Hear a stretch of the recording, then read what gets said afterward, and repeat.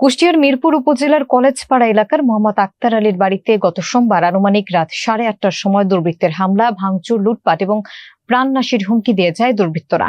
বিস্তারিত থাকছে মঞ্জুরুল ইসলামের প্রতিবেদনে।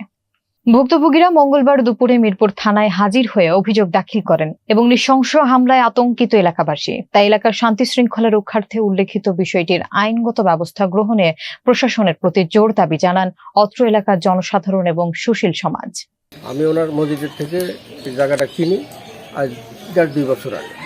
আমাকে আরও অতিরিক্ত 21 লাখ টাকা দাবি করে, না দেওয়ার কারণে মস্তান ছেলেপেলে নিয়ে এসে আমাকে বাড়িঘর ধরে একদিন না, আজ এই পাড়াতে শোনেন, আজ মনে হয় 10-12 দিন আমার বাড়ির উপর হামলা। আমাকে আরও অতিরিক্ত 21 লাখ টাকা দাবি করে আমাকে এইভাবে সন্ত্রাস দিয়ে, লোকজন দিয়ে মারধর।